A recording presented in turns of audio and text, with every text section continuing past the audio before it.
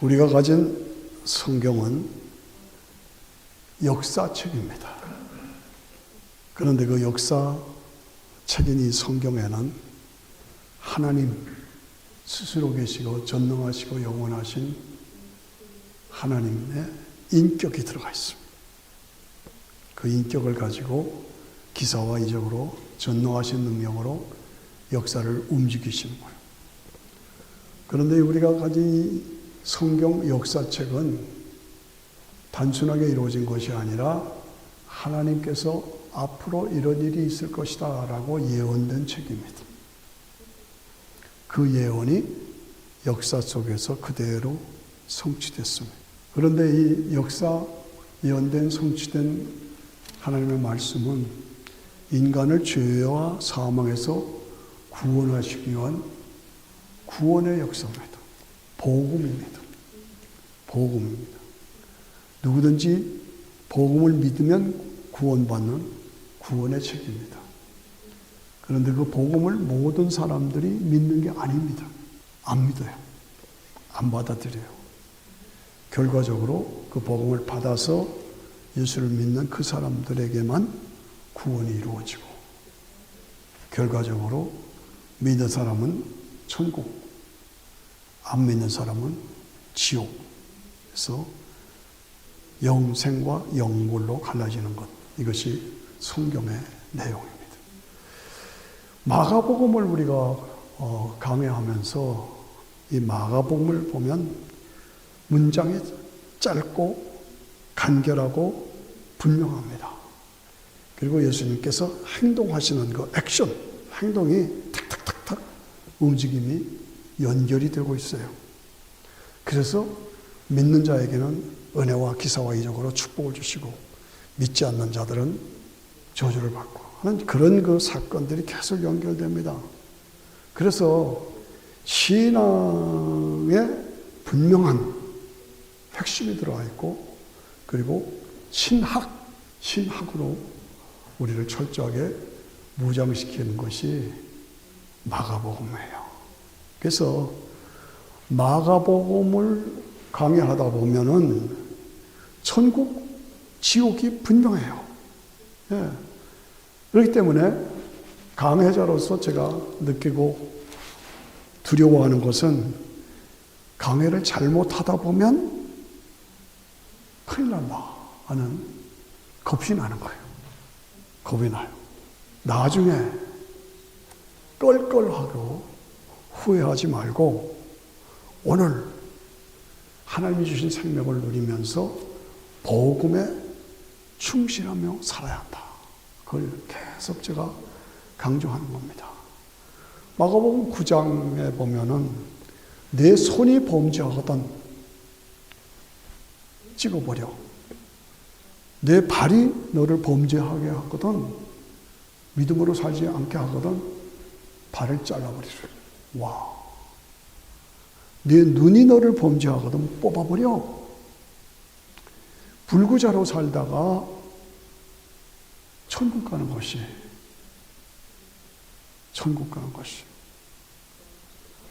온 손발 눈 다 가지고 하나님 거절하고 배반하다가 지옥 가는 것보다 낫다. 그만큼 마가복음이 강합니다. 그 표현이 그렇게 강해요. 예. 눈을 뽑아버려. 손 잘라버려. 발 잘라버려.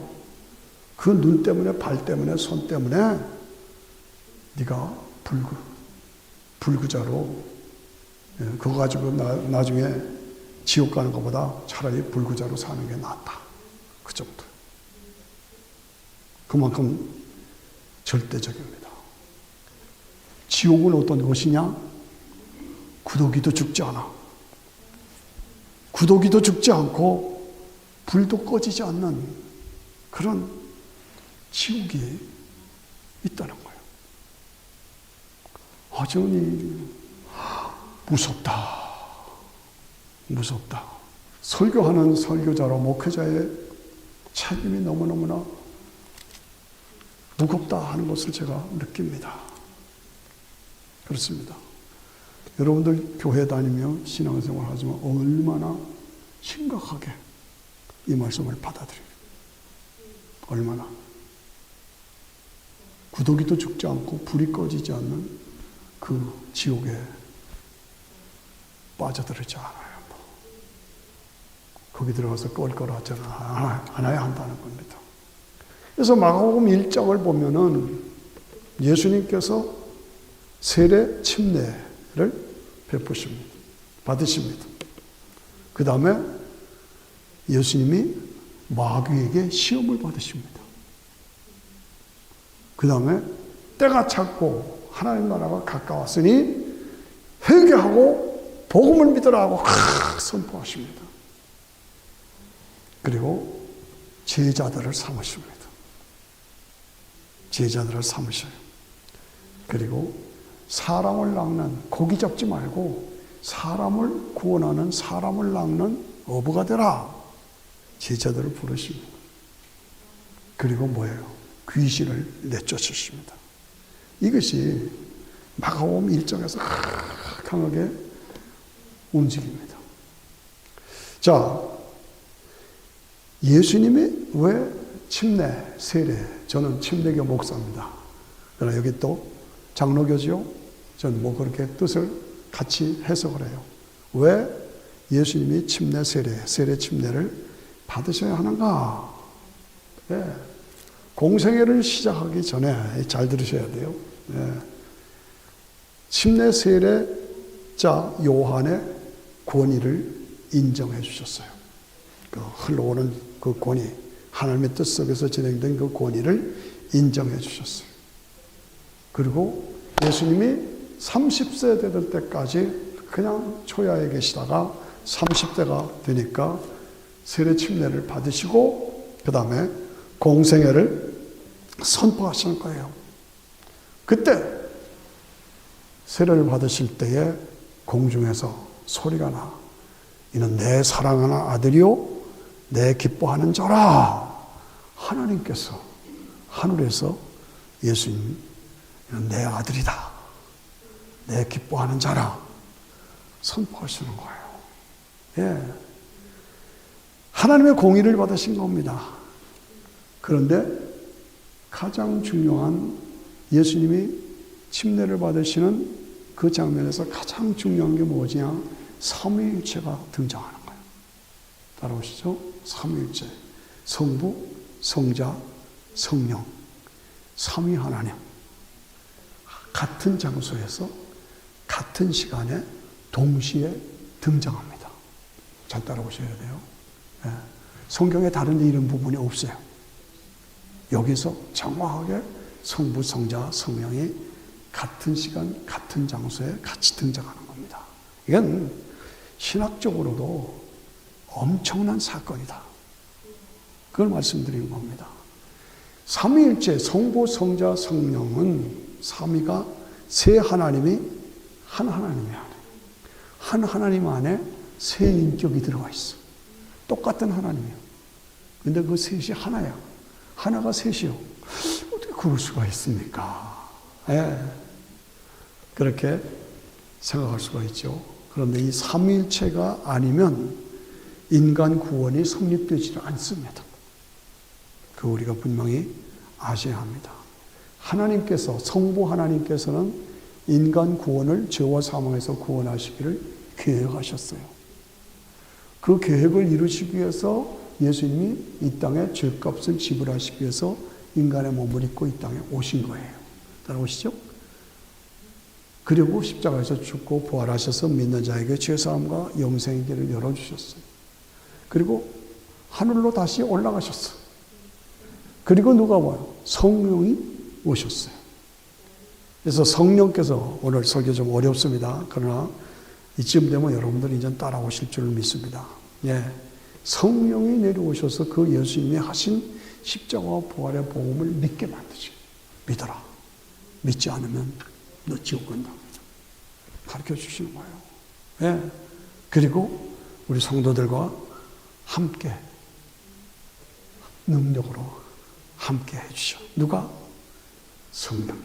성령께서. 그래서 삼위일체 성부, 성자, 성령은 완전한 세 인격인데 한 하나님이시다.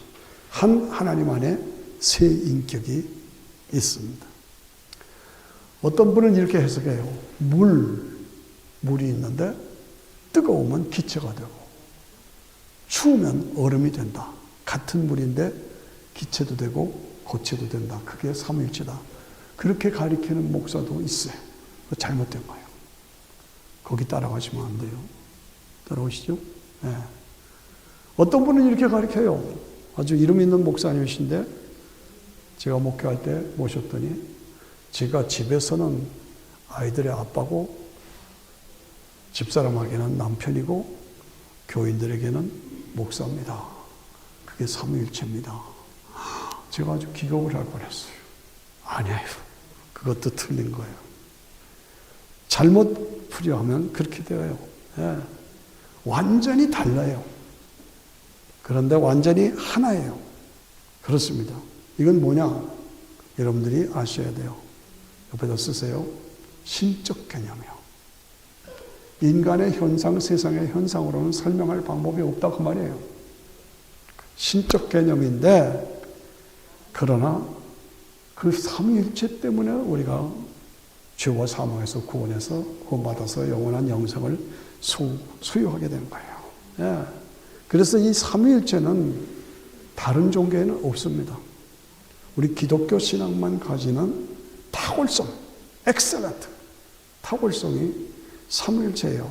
예. 그리고 우리를 죄와 사망에서 구원해서 지옥 가지 않고 천국 가게 하는 유일한 방법은 이 삼위일체를 통해서 이루어지는 거예요. 믿으셔야 합니다. 따라오셔야 합니다. 예. 하나님이 우리를 사랑하시고 예수님이 우리를 위해서 희생하셔서 십자가에서 죽으시고 부활하시고 믿는 우리에게 죄사함과 영생을 주신 것이 하나님의 사랑, 예수님의 십자가의 희생, 성령의 인도하심 속에서 이루어지는 구원의 사건이요. 이것을 통해서 우리에게 영원한 영생이 주어졌다 이거죠.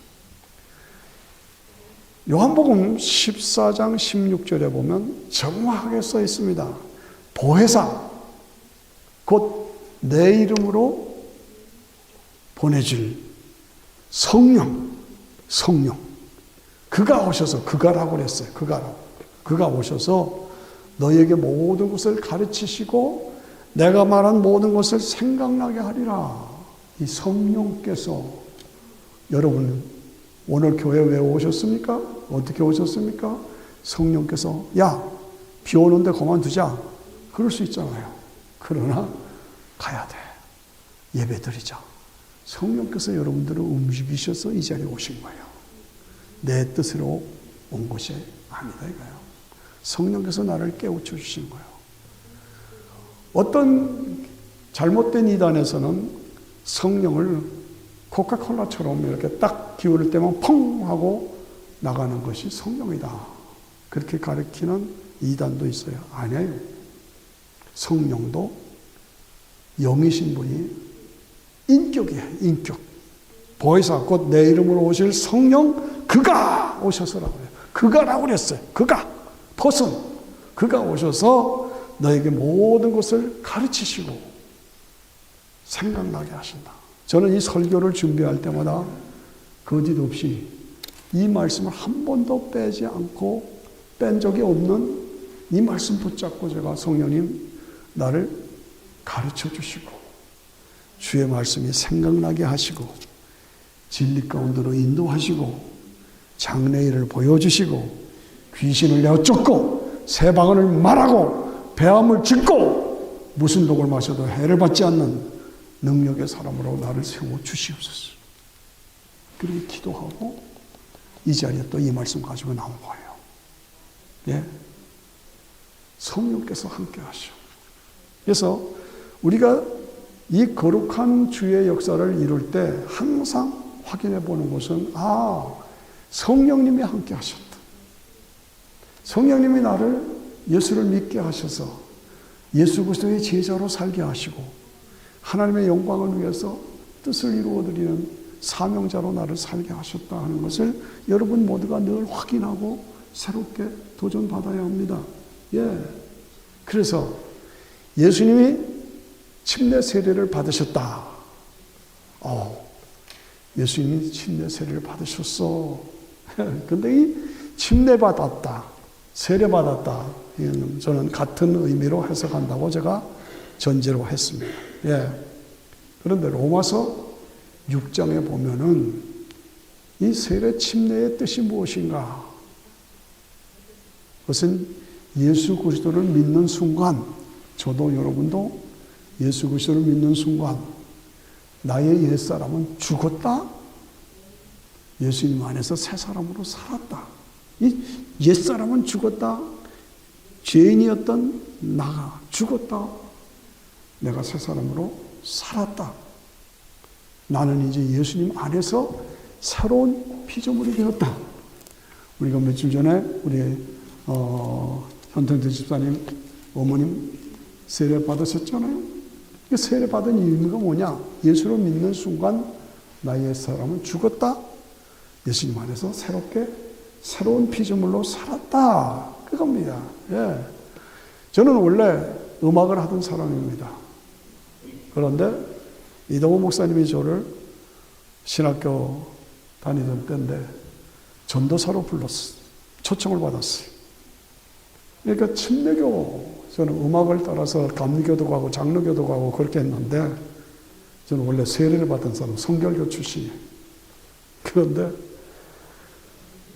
침례교회 교육자로, 사역자로 가니까 제가 침례를 받아야 되잖아요.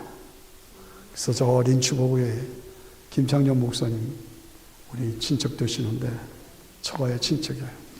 그분한테 가서 제가 침례를 받았어요. 그런데 그 감격이 새로워져. 그냥 제가 학생 때 그냥 세례 받았던 거 하고, 그냥 내가 세례 받았다, 그렇게 생각하고 있었는데, 침례를 하는데 물속에 확 들어갔는데, 밑바닥까지 밑으로 들어가니까 진짜 내가 죽었다 하는 실감이 나더라고요. 그리고 확 일어서는데 다시 살았다 하는 실감이 나요. 뭐 세례가 옳으냐 침례가 옳으냐 저는 그걸 따지는 게 아니라 오늘 그 의미가 무엇이냐. 예수님의 이름으로 내가 예수님을 구주와 주님으로 영접하고 침례 세례를 받은 동안에 나는 죽었다, 그리고 새 사람으로 살았다. 그 확신이 여러분들에게 있어야 된다고 말이죠. 그게 믿음이에요. 그래서 제가 목회하면서 수백 명한테 침례를 베풀었습니다만은 좀 미안한 말이지만 참 안 믿으려고 막 뺑돌이 부리는 사람들이 있어요. 좀 깐죽거리는 사람들이 있어요.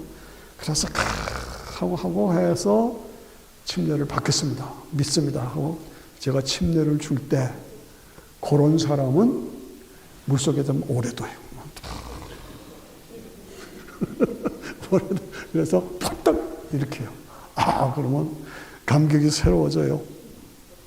그래서 레위가 예수님을 따르는 제자로 결심할 때 잔치를 벌였잖아요. 그래서 저는 그 전에 초기에는 침례식을 베풀고 그 다음에 마태의 잔치를 베풀었어요. 새 사람으로, 하나님의 사람으로 다시 회복됐으니까 마태의 잔치, 그래서 축제를 벌였습니다. 왜 제가 이런 얘기를 하느냐? 나는 예수 그리스도 안에서 죽었다, 새 사람으로 새로운 피조물로 살았다. 그러므로 알라, 여기라, 들으라. 알라, 너는 옛사람으로 살았다. 이제는 예수 그리스도 안에서 새로운 사람이 되었다는 것을 알아라.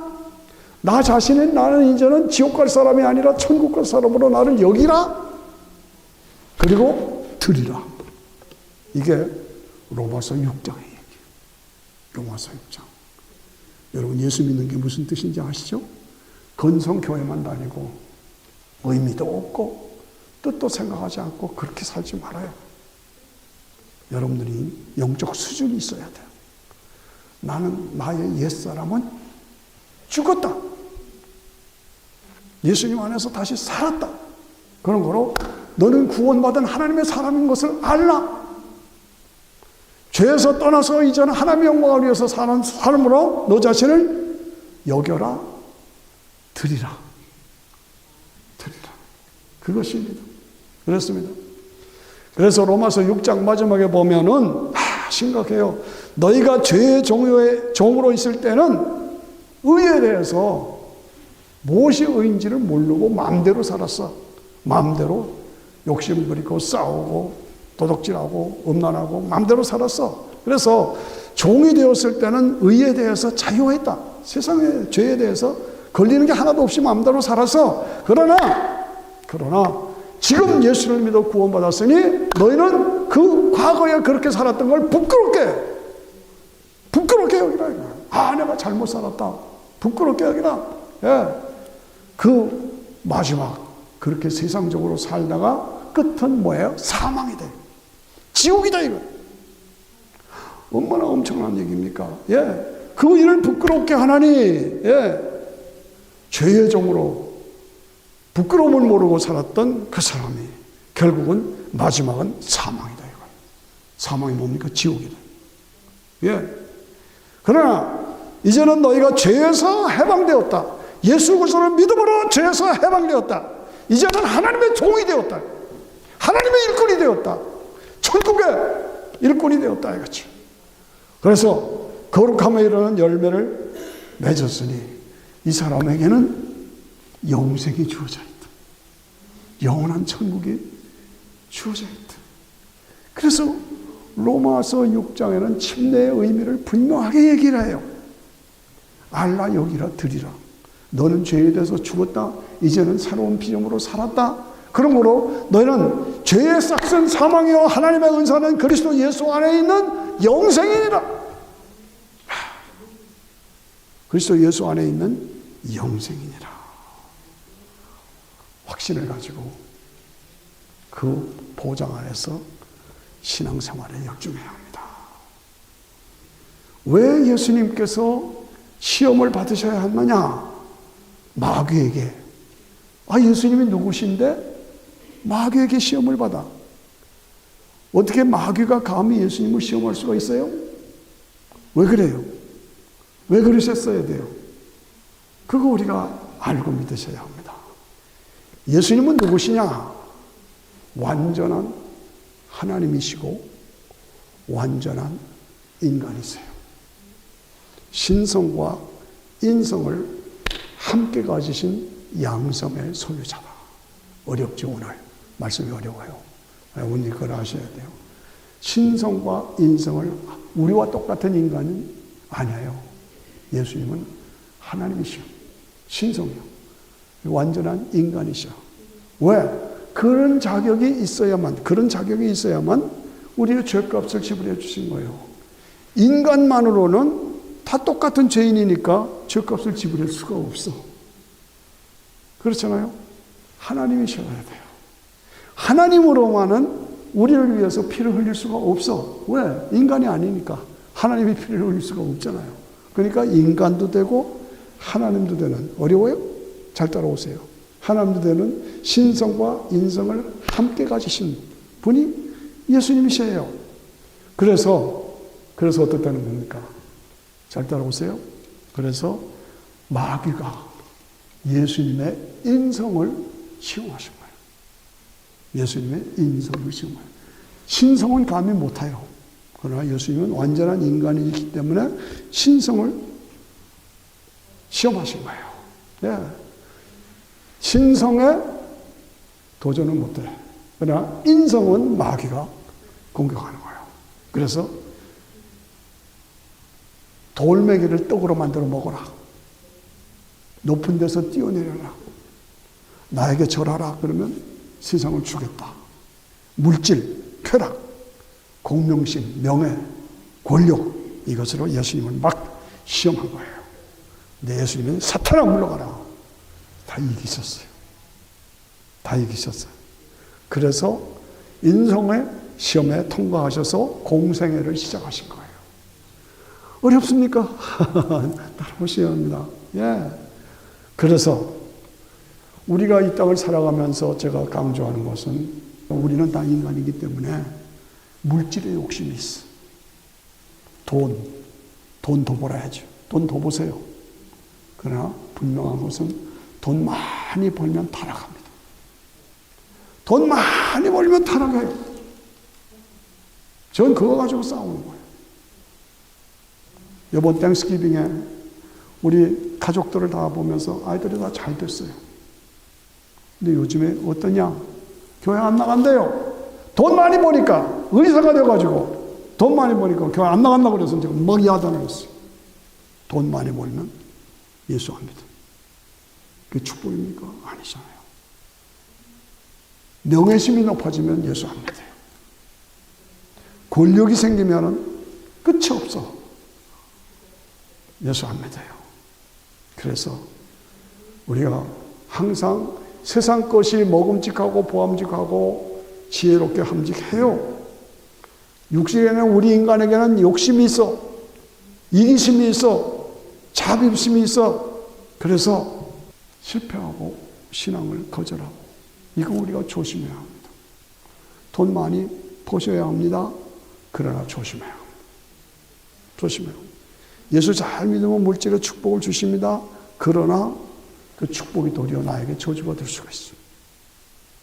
조심해야 돼요. 예. 그래서 육신의 정욕, 안목의 정욕, 이생의 자랑. 예수를 못 믿게 하는 건 뭐냐? 다른 거 없어요. 탐욕 때문에 그래요. 탐욕, 교만, 이기심, 자부심. 이것이 자꾸 예수를 못 믿게 만들어요. 예. 내가 썸바디인데 내가 왜 죄인이야? 썸바디인데 그러고 버텨요. 그러다 결국은 망해요. 그러다 결국은 지옥이에요. 예. 오늘 우리가 그것을 알면서 우리 삶에도 계속적으로 마귀가 돌을 떡으로 만들어 먹어라. 물질의 유혹, 쾌락의 유혹, 높은 데서 뛰어내려라. 사람들에게 박수받고 인정받기를 원하는, 내게 절하라. 권력을 주겠다. 거기에 다 무너집니다. 크든 작든 저도 여러분도 이거 조심해야 돼요. 이거 조심해야 돼요. 우리의 삶은 마귀의 시험의 현장입니다. 마귀가 계속 공격합니다. 돌을 떡으로 만들어 먹어라. 떡을 만들어 먹어라. 높은 데서 뛰어내려 박수 받고 살아라. 권력을 가지고 살아라. 그래서 우리의 교만, 우리의 탐욕, 우리의 이기심, 우리의 자존심을 자꾸 부득해서 예수 못 믿게 한다. 안 받아들이려고 한다. 내가 누군데? 이런 식으로. 그러다가 나중에 지옥 가서 껄껄 영원히 껄껄하고 고통당하고 그러지 말라는 거예요. 오늘 이 땅에서 하나님 앞에서 내가 죽고 예수님을 받아들이고, 예. 예수님께서 그 다음에 나오신 것이 제자들을 삼으십니다. 예. 우리는 신앙을 가지고 신앙생활하면서 점점 우리가 확인해야 되는 것은 나의 나된 것은 하나님의 은혜예요. 저도 그렇고 여러분 모두도 그렇고 하나님의 은혜, 하나님의 은혜. 저는 간증입니다마는 지난 감사절날 제가 특별히 할 일도 없고 그래서 30년 전에 하이든의 천지창조 힘든 음악입니다. 그게 한 150명 성도들을 데리고 그냥 제가 지휘를 하는데 힘든 사람 같아요. 내가 30년 전에 저의 모습을 보고, 예. 내가 어떻게 저럴 수가 있었는가 그랬는데 결론은 뭡니까? 나의 나된 것은 하나님의 은혜. 하나님의 은혜가 너무 감사한 거예요. 그 감사한 거예요. 그 감격 속에서 저는 지금은 설교자로 성경 강해자로 사는 것이 너무너무 감사한 거예요.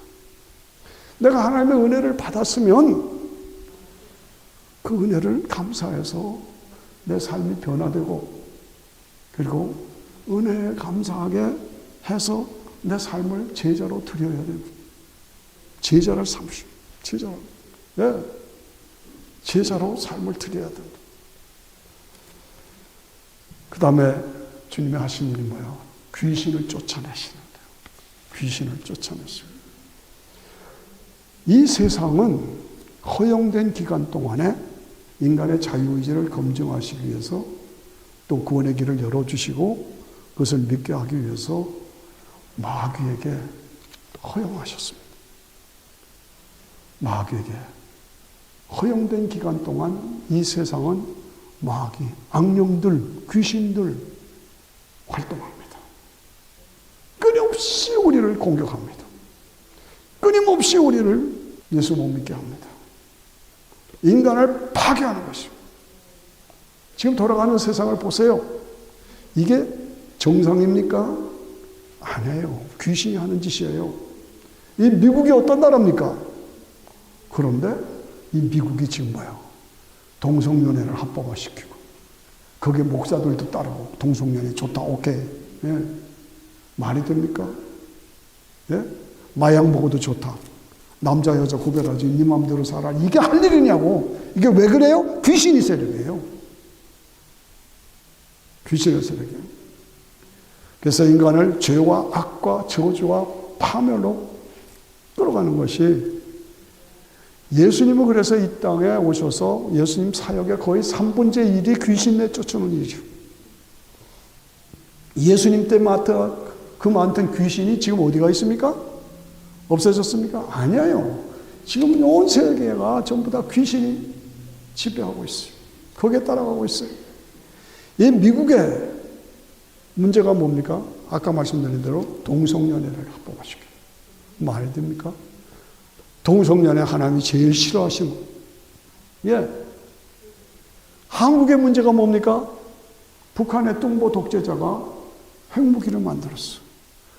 이 핵무기의 문제는 정치로, 경제로, 국방으로 해결이 안 돼요. 안 돼요. 해결이 없어요. 이 미국의 동성연애니 마약이 이 문제를 인간이 해결이 못해요. 이건 마귀의 역사예요. 북한의 핵무기도 마귀의 역사예요. 그러므로 귀신의 세력을 물리치는 것은 뭡니까? 예수 이름밖에 없어요. 예수 이름밖에. 그러니까 예수님이 마귀 귀신을 물리치시는 거예요. 귀신을 내쫓으면서 우리는 왜 못했습니까? 기도 외에는 이런 유가 나감이 없느니라. 기도하라 이거. 기도하면 귀신이 떠나간다. 마귀가 물러간다. 이것입니다. 그런데 목사들이 동성연애에 지지하고 말도 안 되는 얘기죠. 한국의 북한의 핵무기 문제를 어떻게 해결해요? 다른 방법이 없어요. 교회가 안고 가야 돼요. 저는 그렇게 확신합니다. 정치로, 경제로, 국방으로 안 돼요. 이건 영적인 문제이기 때문에 교회가 살아서, 목사들이 살아서, 한국의 북한의 핵 문제는 한국이 교회가 살려야 하고 교회가 해야 할 책임과 사명이다. 저는 그걸 분명하게 얘기합니다. 그래서 18만 5천 명이 히스기야를 둘러싸고 항복하라고 그럴 때 히스기야가 성전에 들어가서 밤새 기도하고 나오니까 18만 5천 명이 송장이 됐어. 그런 역사가 지금도 일어난다 그 말이에요. 거기에 여러분들이 감동받으시고 사명을 확인해야 합니다. 히스기야의 역사로. 북한의 핵무기는 정치, 경제, 국방으로 해결이 안 돼요. 이건 귀신의 역사입니다. 그러므로 여러분들이 매일매일 30분 이상 하나님 앞에 매달려 기도해요. 미국을 살려달라고 기도하시고 한국을 살려달라고 기도하시고 아시아에는 한국밖에 없습니다. 아시아는 한국밖에 복음적에 살아있는 데가 없어요. 근데 그것도 다 파괴돼요. 유럽은 완전히 깡그리 복음이 떠났습니다. 미국이 그나마 조금 남아있습니다. 그런데 살릴 방법은 교회가 살아야 돼요. 목사들이 살아야 돼요. 그래서 이 북한의 핵 문제는 우리가 안고 해결하겠습니다. 라고 교회들이, 목회자들이, 대형 교회들이 살아서 책임지고 부르짖어 기도해요.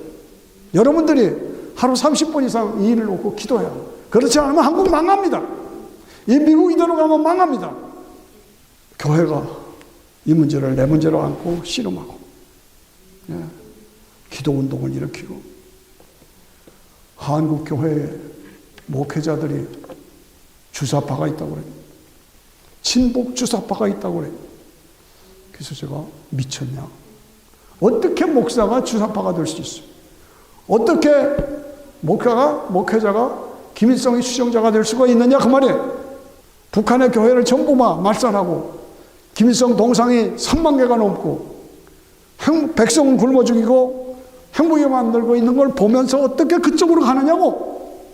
우리는 기도해야 합니다. 한반도의 뿌리박은 김일성의 뿌리를 뽑아달라고 기도해요.